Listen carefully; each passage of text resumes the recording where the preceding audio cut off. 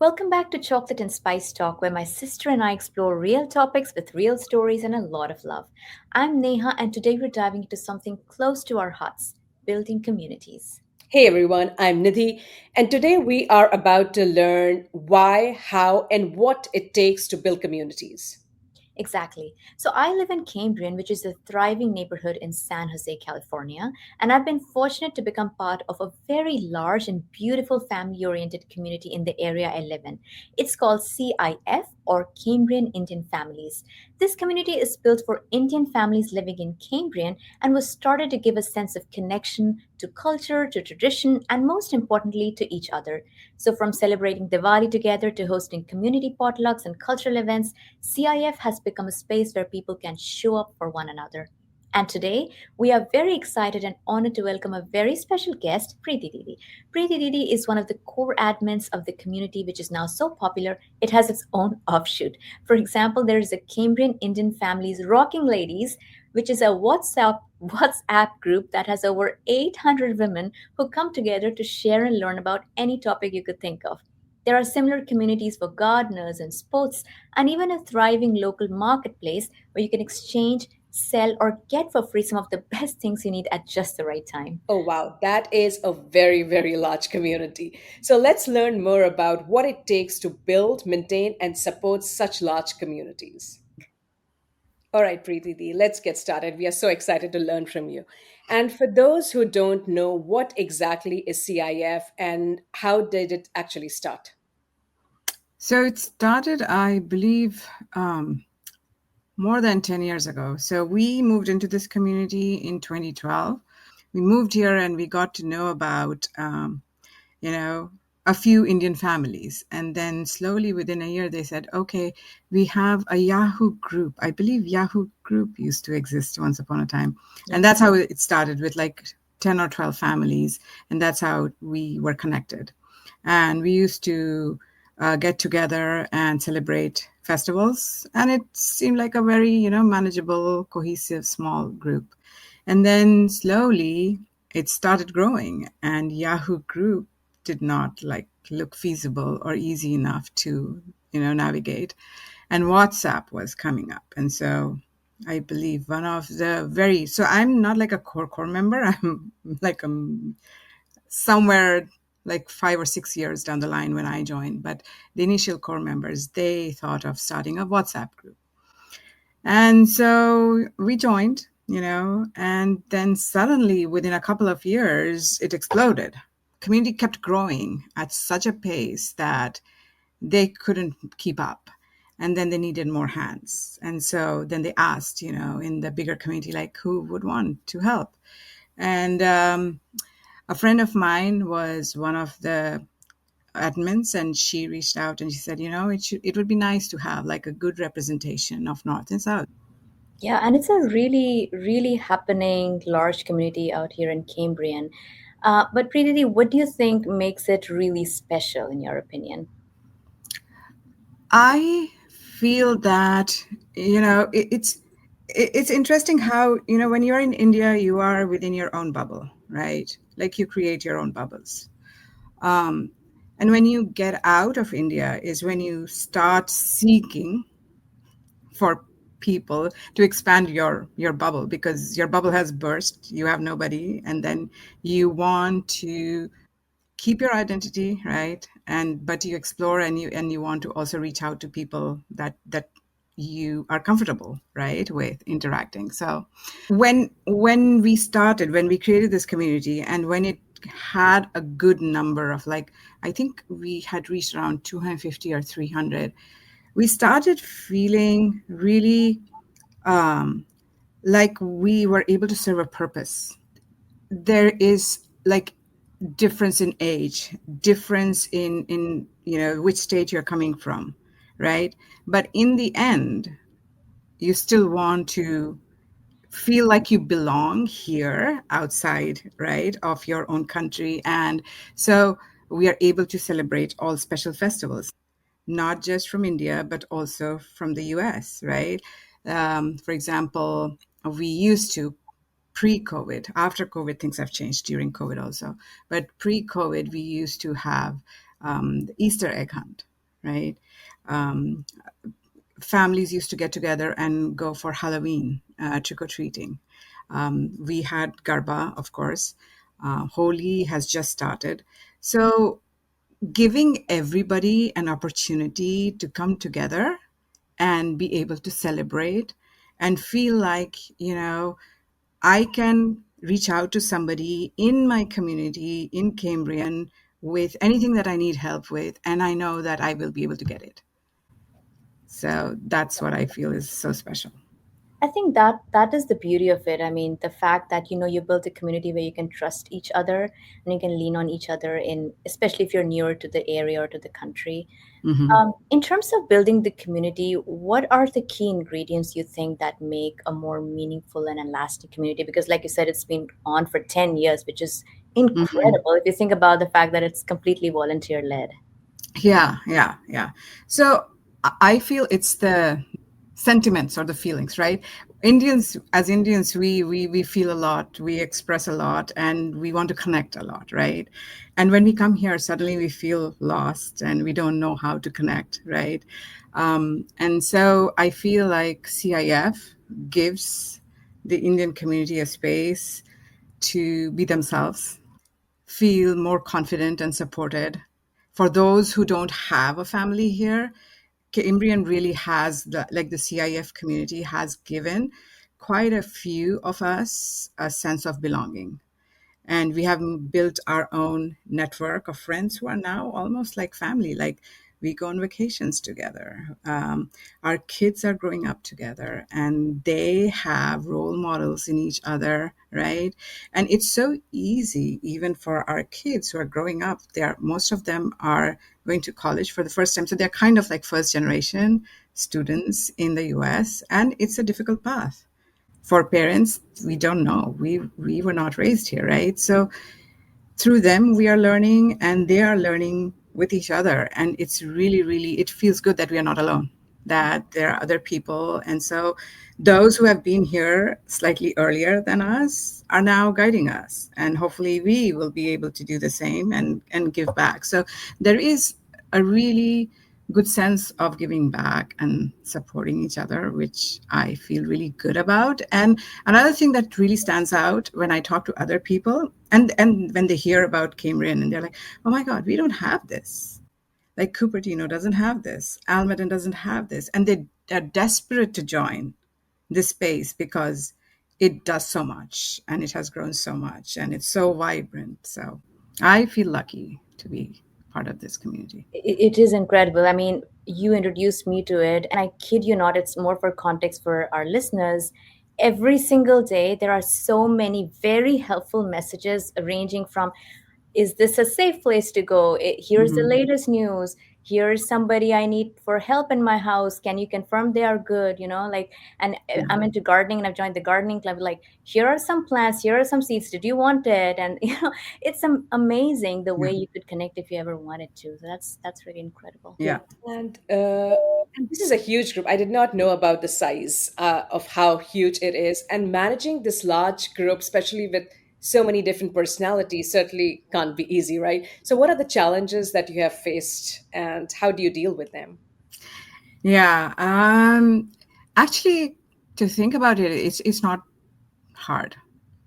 It's not hard at all if you know what your intentions are and if they are in the right place and you are here to support with a pure heart. Um, it's not hard at all. Sometimes, yes, of course, there are so many personalities, right? And people have questions, like, um, what should we talk about? Oh, this person is posting too many times. This is not okay. And then we just have to give like a gentle reminder that it's okay. And then through these questions, through the years, right, seeing how things have evolved, we have come up with rules. Of course, you do need like some basic ground rules, right? But it's not punitive, right? It's not like, oh, this is not okay and we are, going to throw you out. No, nothing like that, right? And everything can be solved with a little bit of care, right? So just letting people know that it's okay.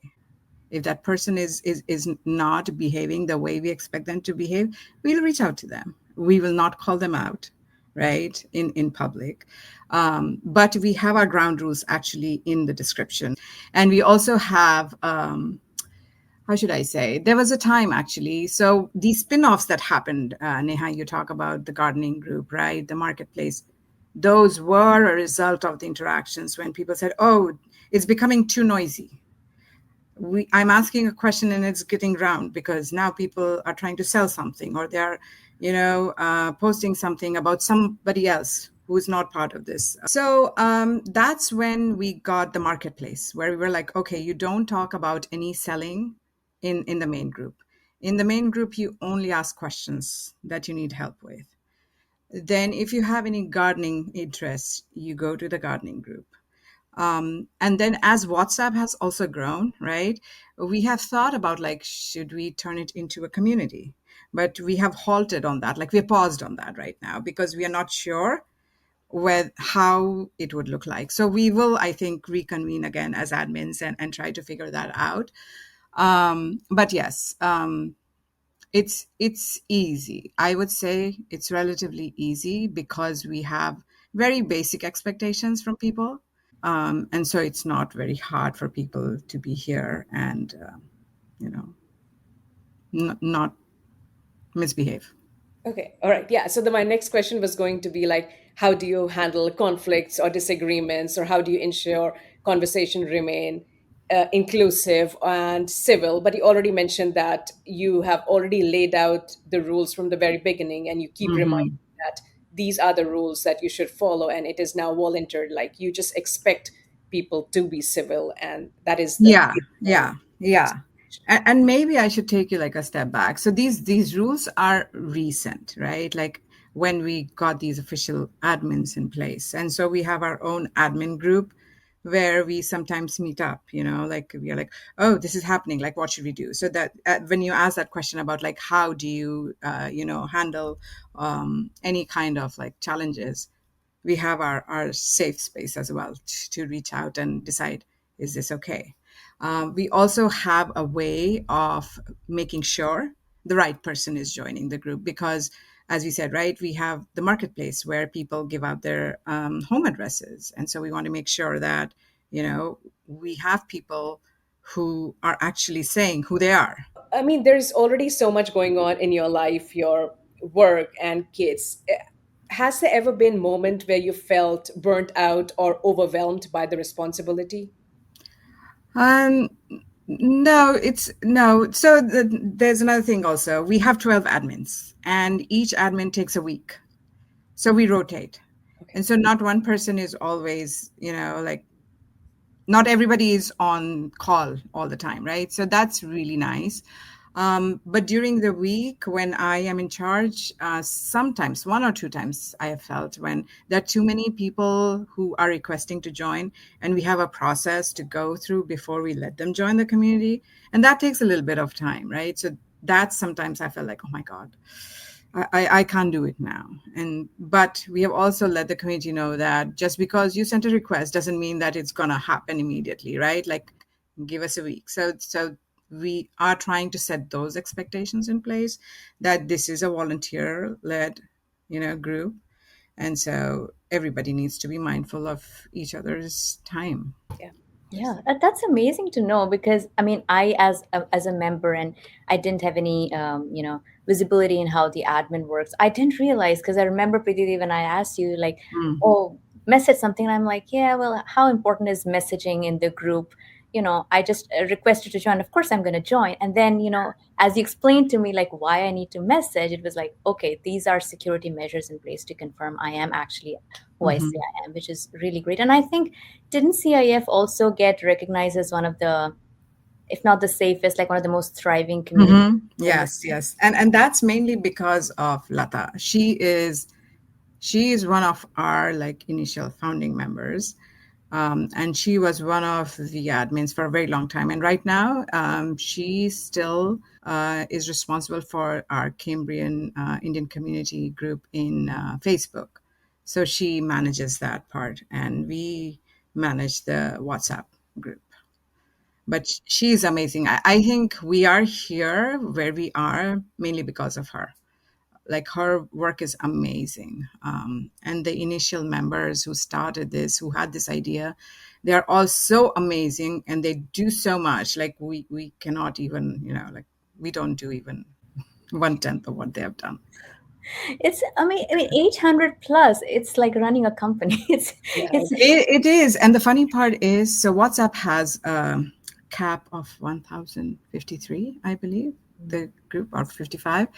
And we are scared, like every day we are talking about like what will happen, because then we'll have to say no to a few, like when it crosses that number, and we don't like that idea. So it's a dilemma, and I hope WhatsApp like changes that cap, and or we become a community which gives us a little bit more space bandwidth.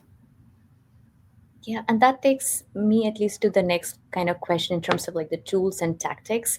So you Mhm. mentioned there's obviously WhatsApp and the challenges with WhatsApp, and then you mentioned Lata DM assuming manages the Facebook group. So is there like a balance, or have you seen one tool or tactic work better than the other? um I feel that, given the social media and how some people are not so comfortable with Facebook, people tend to be more open to joining WhatsApp. Mm-hmm. And so it's been a little hard for, because when Lata posts something, and she hosts quite a few events, she leads the Mehendi night, right, and a couple other events, and she will post in the Facebook group, and then she will say, okay, you have to, RSVP there. And people who don't want to be on Facebook, then they're like, oh, but we're not there, we don't want to be there. So we have to figure out that part as well, Yeah, yeah. So it's but managing. we don't have an answer right now. Yeah, yeah. I'm wondering, like, we've been talking a lot about how successful this venture has obviously been. Have you ever started or been part of a group that didn't actually work? And did you have any takeaways from that? Yeah. So what brought me to this place actually is at work. So with Girl Scouts, during the pandemic, right? So I was in charge of the digital engagement space, and there wasn't any kind of, except for a Facebook group, and Facebook also, if for younger girls cannot join Facebook, and they shouldn't join Facebook, right? And so whenever we are reaching out, we are reaching out to the parents, to the adults, but this organization is for younger girls, right? How do we reach out to them? And so I was able to connect with a volunteer. She's amazing. She used to work at Apple, and then she just, took voluntary retirement. And she was in charge of, and she had a lot of experience in fostering communities, online communities. And she said, hey, how about doing this for Girl Scouts? I'm like, that would be wonderful. And so she helped me figure out, like, she found an app, and she said this would be nice. And we played with it, and we were like, okay, this looks really good. And we tried. So we presented the idea. It was accepted. The board really liked that idea. And I was in charge of leading that project. And so we started talking about it. The girls were all super excited because it was an app. Um, they could easily get in. It was not like social media per se, right? And so there wasn't a lot of noise. It was so easy to reach out to another Girl Scout across, Northern California. Like, there were just benefits and benefits. However, I feel like how Girl Scouts, the way we interact, the way we connect, is so much of in person. And it's so traditional that it was really, really hard for people to wrap their head around. Why do we need yet another tool, right? We have email, we have Facebook. Why are you adding one more thing, right? And they're all volunteers, and it's really hard to, ask more of your volunteers. And so if your end goal, if everybody is not bought in, it's not gonna float. So Yeah, Absolutely. yeah, that's a very useful story to learn. Like ultimately, if it's a volunteer-run community, you want the volunteers buy-in, and it's Mm-hmm. all based on trust and Mm-hmm. whatever your goodness. Yeah. Yeah. And Preeti, how has your life changed through this experience? Like, what have you personally gained? You are giving so much back to the community by doing this voluntarily, and has how has that impacted you? It's actually made me or taught me quite a bit. I wasn't like this. Like I wasn't so aware of people around me except for my bubble, right? Like as most people, I'm assuming are, or at least in India, the way we were, right? Our friends, our family, right? Um, and so when I come here and I see, and actually I think Girl Scouts taught me quite a bit about community, and leaning in and reaching out for help, right? Like we are taught to be resilient, to be self-sufficient, and do our best, right? um, and we don't hear this, oh, it takes a village. But I think I came here and I started hearing it takes a village. And I'm like, oh, okay. If we just took it for granted, like, yeah, we have our village, we don't have to create our village, right? And so I started becoming more aware of what am I doing to others when I am touching their lives. How is it? And another thing that Girl Scout taught me was to leave a place better than you found it, right? And so I've been very mindful of that. And so again, with this community also, I felt like I'm here for a reason and not just for the namesake, right? So if I'm here, I need to make it better than how it was. And that's all. That's basically, yeah. Yeah. Uh, I wish there was such a community here in Austin, Texas. But I'll find out if there is. But there, I could also use a you village. could be you could be the Lata. Maybe this will inspire me to start a community. Uh, do you have any story or a moment to share from CIF that truly moved you or inspired you? There's so many instances actually, because right now here in Cambrian, we have a close set of 8 friends. And as we have grown older, I think we have also become a little wiser. And so we go on trips together, and it has given our kids a space where they feel, oh, whenever you ask about, oh, what do you want to do for your birthday, oh, I want to go out with these families. That's their first natural thought. So I feel like having a space, a safe space, right, where your friends are like your family, where you suddenly don't know who to reach out to, and they are the people who are here to I remember a time when Ganesh's my husband's dad, he passed away, and we had to leave the kids here and go to India. And it was, I wasn't ready for it, and but my friend stepped in, my neighbor, and stepped in, and they just took care of everything. And 2 weeks we were not here. Like, it's not, we are going to India, it's not like I can just fly back in like 2 hours or 3 hours or whatever, right? And my son, he was in fourth grade, I believe, elementary, and my daughter was in middle school. So it was not like they're like old enough to like do everything, so they needed somebody. So my friends would take turns to come and stay in the house. So I feel that they're more than family now, amount of the love and care that they have given. So yeah, it's because of CIF. It's an amazing community for sure. Um, just a kind of like closing question in terms of what advice you would give, because you've been part of this thriving community and you've seen the challenges in building it, but also the huge advantages of having built a community. If somebody wanted to start their own community, whether it's big or small, but they're very unsure of how Mhm. they even begin, what would your advice be? I would say whenever you start, and that I learned actually with my daughter's Girl Scout troop. I keep on coming back to Girl Scouts because it has had like a profound impact on my life. To be successful, you need to be surrounded by like-minded people. You need to have their support. And so if you want to start a community, get a set of like-minded people and make sure that you all are on the same page, that you all know exactly what you want to get out of the space that you're trying to create, right? And then just go from there. um, uh, your members will let you know what they want, what kind of support they want, what kind of engagement they want.